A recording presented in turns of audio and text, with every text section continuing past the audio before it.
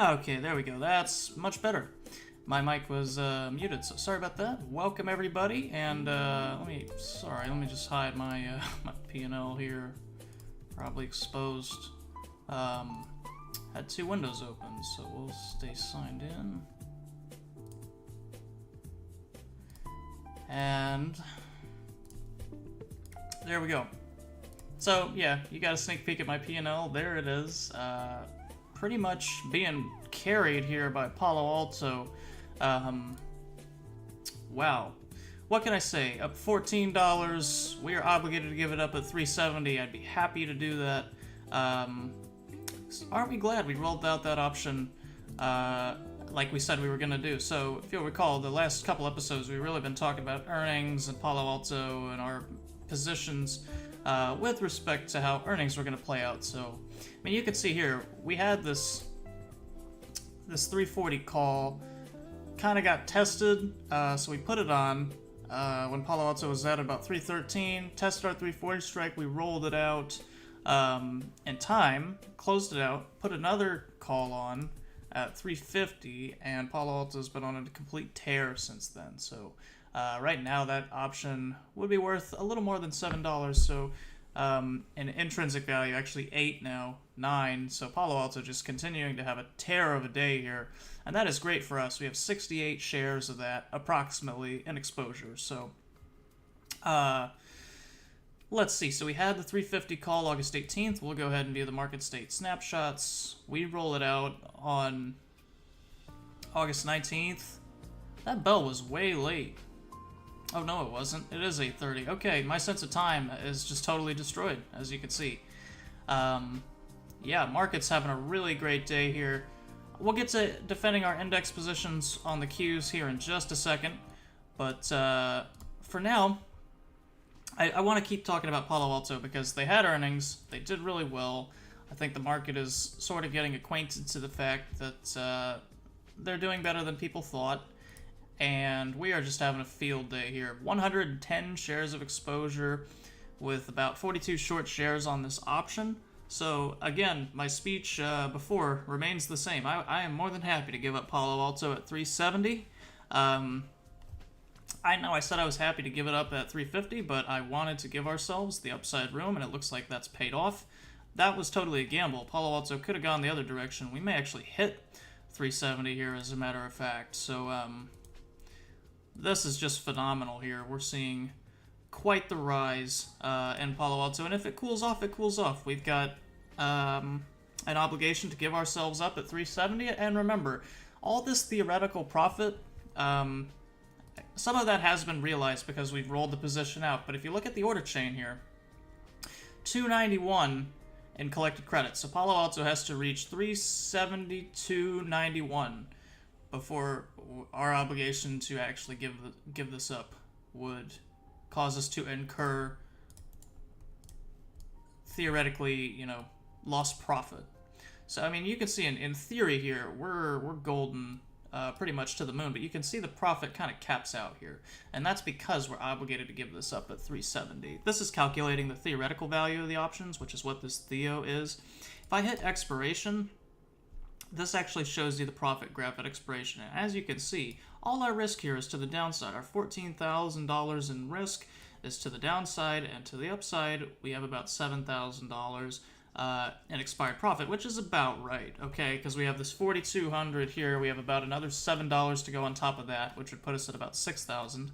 And then we'd have, the profit collected from our options. So I am all for Palo Alto hitting 370. Even if we get exercised and we have to say goodbye, still a heck of a run. So that's Palo Alto. We rolled out the call past the 350 strike just for curiosity's sake. Let's say we stayed in that August cycle. I'd be curious to know what the August 23rd 350 is actually worth. So the 350 option is worth a whopping $16 at the moment. And most of that is going to be intrinsic value because these options are expiring soon. So we got out of that trade for a pretty hefty fee. I don't remember what we paid, but I can tell you it was less than whatever that option is marking at right now. So yes, I'm very happy with how this is going. And if if I could rewind time, of course I would get rid of the 370 call, because it does feel like an albatross a little bit. I can sell a 370 call expiring in 3 days for $7, and the 370 call expiring in 59 days is worth about 16. But as you can see, we're right on, knocking on the expected move here. But still, I mean, this is all gravy, right? Because let's say we get exercised, our shares get called away at 370. All this theoretical profit is now realized, right? If they call our shares away at 370, the $17 in debit doesn't matter anymore. We just take the 291 and run. So our profit is realistically going to be a little more than that. That's Palo Alto. VST, right in the middle of our inverted strangle. It's a tight strangle. It's about $10, but on a $79 stock, that's totally fine. So continuing again to chip away at that theta balance there. And I am going to actually just check the stream real quick, make sure the audio levels are okay. I usually do that, prior to, but, I know I had to restart the stream and everything, so let me just check that out one quick second here.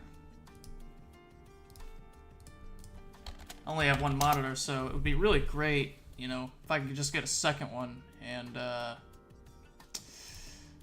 probably deal with all this on the second screen, but I have to alternate between screens, which is not really the best look here. Check that out. Alright, that's doing good. So, back to the portfolio. Dell, well, I mean, what a journey we've had with Dell. Let's look at a daily chart. This is the 15-minute chart. Let's load the daily. 3 months. This is Dell's price action over the last 3 months. And remember, we got long at the top of that chain here that my screen is partially obscuring. So we got long, like right here. If we pull up the order chain, we got long Dell May 24th. So yeah, we got long right around here, and it's been a complete roller coaster. So interestingly enough, look at the deltas. We are only long 2 shares of Dell. These options have a long way to go, but we're right at the strike here for our short call. So we have all the way between 110 and 125 as runway room, and when you're bullish on a stock like this, that's kind of good news, because stocks tend to drift up gradually over time, and I'm more than happy with that. I really am. Today's been a great day for the portfolio. Palo Alto, of course, carrying the rest of the portfolio in its entirety, and I'll be happy to sell that for a profit and call it good when the time comes.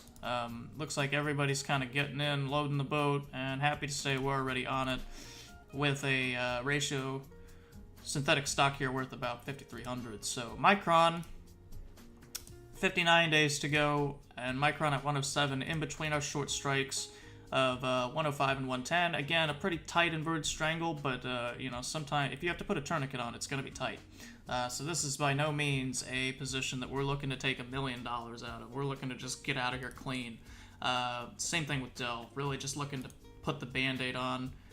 Coin, of course, not really going our way. We still need it to, of course, go down. It hasn't. It's pretty much gone directionally to the upside, as has the rest of the market. So that's cool, though, I mean, we got a few days left on our puts here. The one good thing we have going for us today, other than Palo Alto, is CrowdStrike. CrowdStrike, about 415. We'll go ahead and submit an order to close this at about 50% profit. So we'll just go ahead and edit that order, put it in good till cancel, and that will fill in its own time. But I'm almost tempted to take this off just because it's 59 days left to go. But we'll leave it on for a few more days. It's one of the few bullish positions we have. The Qs look like they're starting to turn around a little bit. We are tested on this 479 strike, which is what I wanted to get to in today's show. So as you can see, we're short about 49 deltas of Q, and our short put here is only providing about 4 shares of protection. Our obligation to sell 100 QQQ we don't have at 479 and then buy that back at some price in the future is worth about 53 short shares. So net, we're short about 49 shares here, a little more than 49 at 49.22. But we're going to adjust this position and give ourselves a little bit of breathing room if this rally continues. So we're going to just so you understand from the options contract perspective how we're going to do this. We are buying back our obligation to buy shares at 420. So we're obligated to buy shares at 420 and also simultaneously obligated to sell shares at about 481. So we're going to roll the untested side up. And what I mean by that is we're going to take this obligation to buy shares at 420. We're going to incur more risk. We're going to go up and we're going to obligate ourselves to buy shares at a higher price, meaning that we're providing insurance to somebody who has shares of QQQ. Let's say you have shares of QQQ at $100 a share and you want to insure yourself against a downside move. So, for example, if you have shares at 100 and you want to make sure you are guaranteed the ability to sell them at 450 here, you can go to a guy like me and say, hey, I want you to buy my shares at 450 no matter what happens. No matter what happens to QQQ, you're gonna buy my shares from me at 450 for the foreseeable future for 32 days. And I'll say, okay, well, you're gonna pay me for that because that's a risky thing to do. So right now we're obligated to buy those shares at 420. We are gonna take this option, we're gonna buy it back, and we're gonna sell another one. So we're gonna obligate ourselves to buy shares at 460 instead of 420. And because that obligation is closer to the stock price of 481, because it's closer to the marking price of the stock, we are incurring more risk. We are obligating ourselves to buy stocks at less favorable prices, right? It's always better to buy stock at 420 than it is to buy it at 461. I almost made a 420 joke there, but I didn't. I kept the 14-year-old in check. So I say all that to say that we're going to get a net credit for doing this. We're going to be compensated $286 or $286 a share for the obligation to buy at 461. Now what that's going to do for our break even is push it out another $2.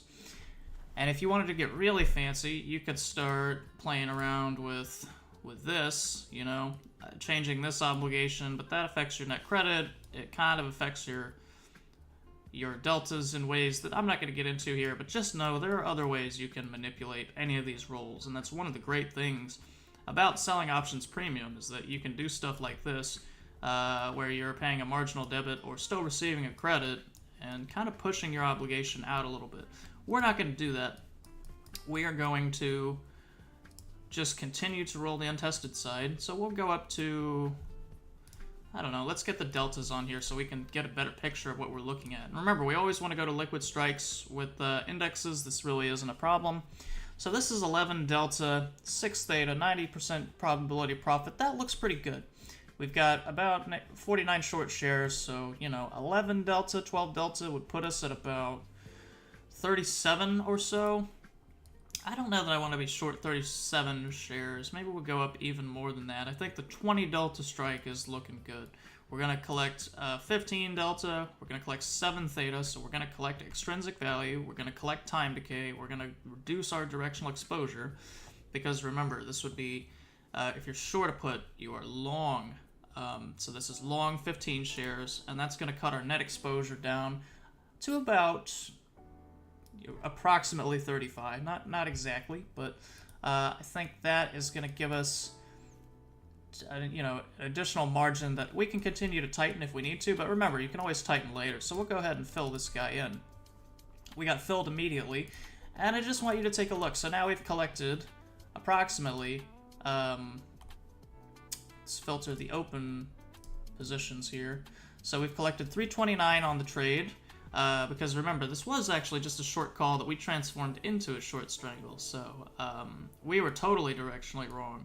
I thought maybe this would continue. It obviously didn't. The market's since rallied again, but if this is just this is a lower high, we don't want to whipsaw ourselves too much.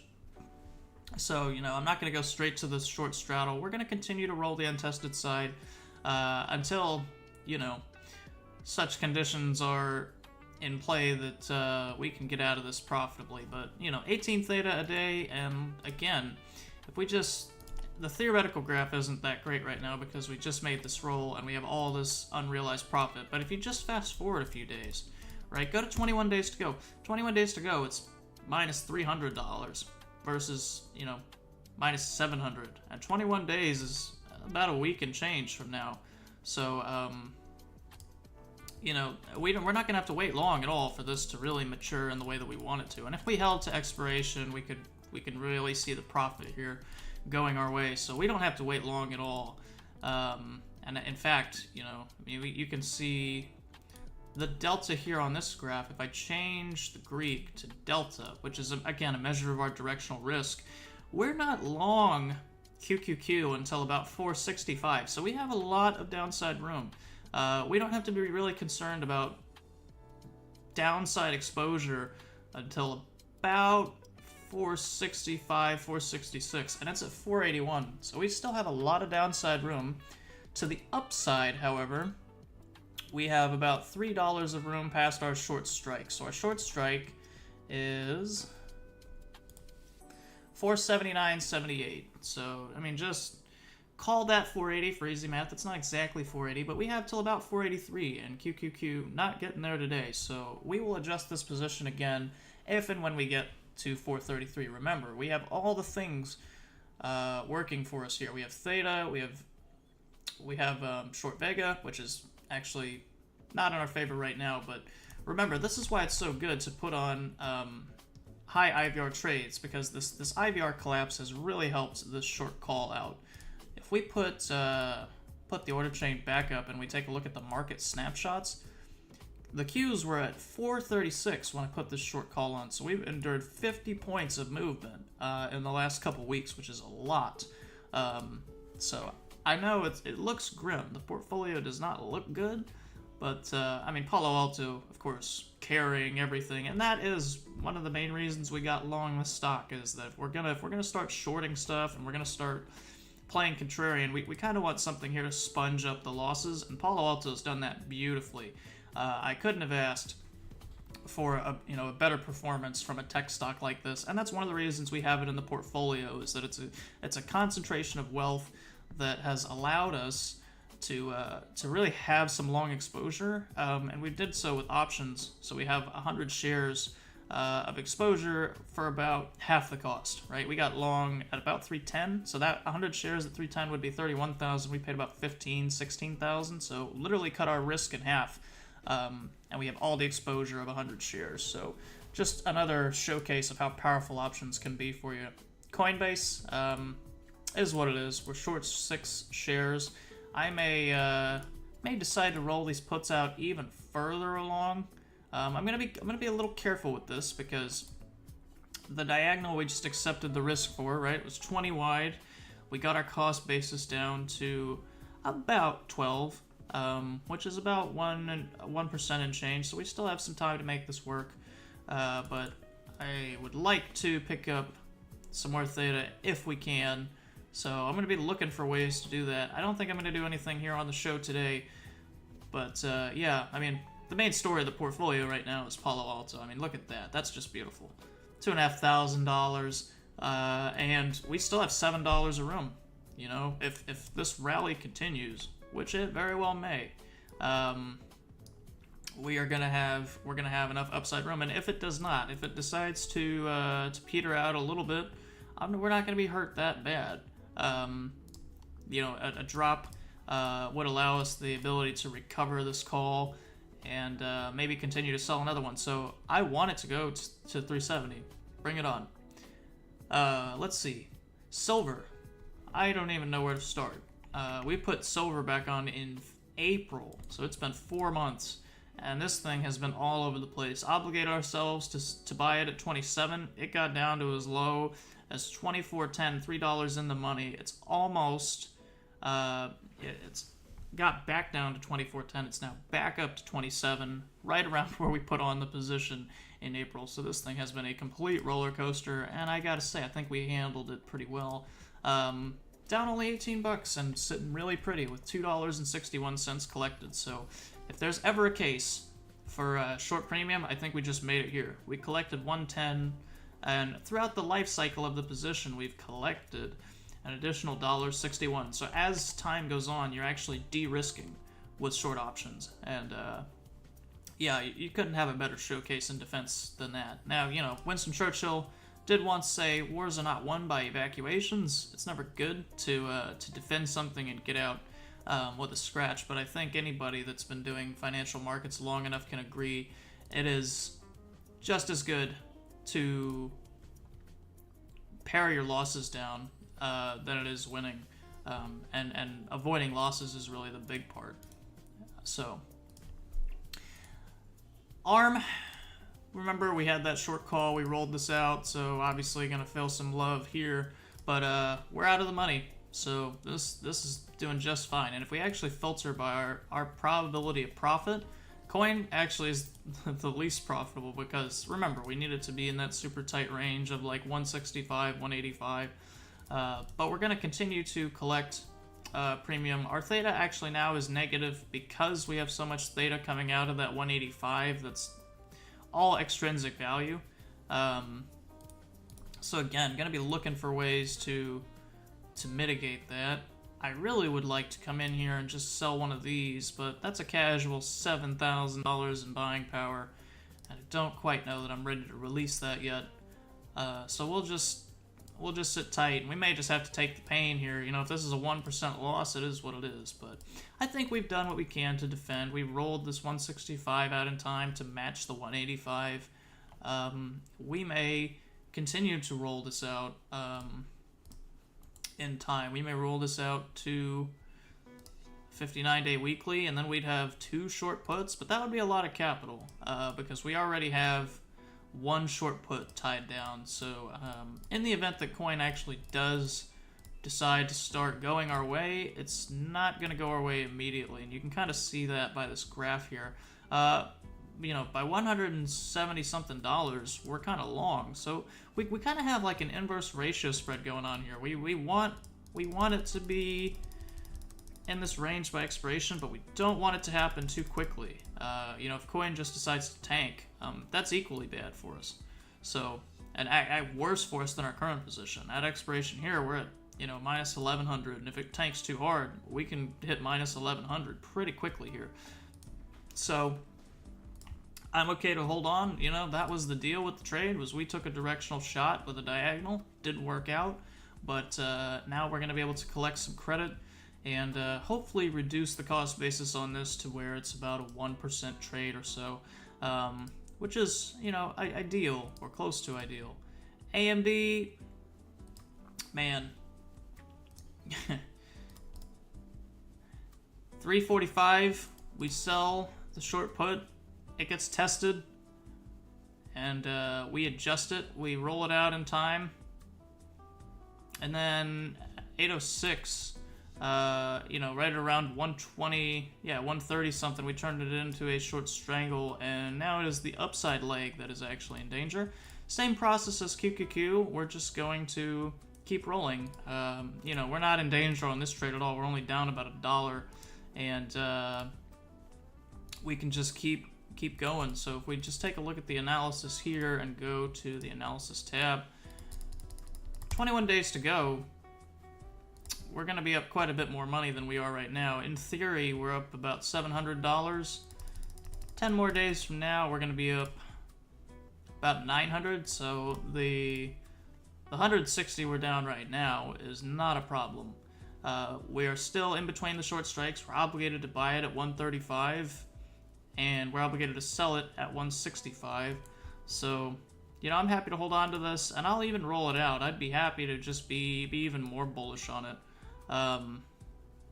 Something like that, I would imagine, would reclaim some buying power also. But that's not a roll we're going to make now, because we're going to lose theta, we're going to gain a lot of delta, and it actually is going to be more risky in the eyes of the brokerage. So we're just going to hold on. Our approximate bearish deltas are such that I do want to look to take off some existing bearish positions where possible. We rolled the Q position out, so now I'm feeling a little bit better about that roll. We may actually even hit 483 here on the show today. And if that happens, we're just going to keep rolling. We'll just roll the untested side up. And yeah, you know, I may even roll this again at the end of the day, depending on where we end up. Again, I'm kind of looking at the rest of the portfolio. VIX up to about 15, Bitcoin up to that 61,000. I have not kept track of Bitcoin well. Saw it hit, okay, so yeah, it hit 73,000 or so in June. But, yeah, all these chart gurus out there have all their predictions. I don't know what's going to happen next. I do know that I've got all this time decay working for me. I mean, if you add all this up, that's 30, that's 50, 70, 80, 90, 100, at least 130 theta, if not more than that. So I will happily let the theta tick by. I will let Palo Alto continue to tear everyone's face off. And I will place a little trade today. We'll see what's going on. Let's go to the Tasty Default list, or better yet, let's go to the High Options Volume list, and we'll filter out stocks that have earnings here. So let's see, earnings 40 days excluded. So there we go. So these are all the stocks that don't have earnings. We'll say in the next 30 to 60 days. Now, at 45 days to expiration, we kind of have a choice here with respect to the option cycles. We can either pick the 31-day or the 60-day. I probably will pick the 60-day, just gives us a little more time. Let's see what all these folks are trading over here. AMD, IV rank for AMD has increased. It's up to 46.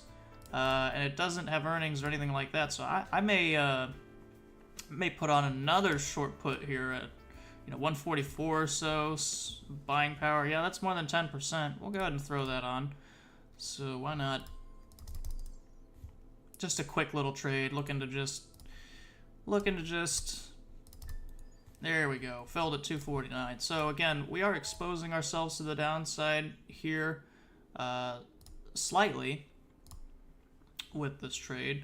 But the idea is that if AMD continues to rally, we're going to profit off both of these short puts. And we're not going to leg out of the existing short strangle. So this is a little messy, but remember, we have our existing short strangle and then a short put on top of that. So now instead of being short, a significant amount of shares, we're only short a couple shares. We basically traded our profitability to the downside for increased theta. Now if we look at our at 21 days to go, if we see, so remember, we're at 31 days to go. And at 31 days to go, we're, in theory, profitable at $600 on the existing position. Now, it doesn't show that here in the order chain because we rolled this position and did a bunch of other stuff with it. And typically, I don't adjust positions, until it's time. I'm just scaling into IV rank. IV rank, 47. We probably put this trade on at a higher IV rank than that, but yeah, just taking advantage of high IV here. That's all this is. This is a short Vega trade. So hoping that IV rank drops and that we can squeeze, quick $1.25 out of this trade in the next 10 days. This trade is not going to be, this 144 put right here specifically is not going to be around very long. We're looking to just take a quick buck off the table and leave. And kind of give ourselves a little bit more room to play into this rally if it chooses to continue. If it doesn't, we're still massively short QQQ, so, in the event that doesn't go down, we're going to be happy there. Even having rolled this position, we're going to be happy there for a little while, till about 466. So we're all good there. And it looks like, the market is starting to turn, but Palo Alto is still going strong, up $22. And, yeah. That's all I got for today. If you guys have any questions or want to see anything else, have questions about anything I covered on the show, you can hit me up at traderjoeguru@gmail.com. Thanks. See you next time.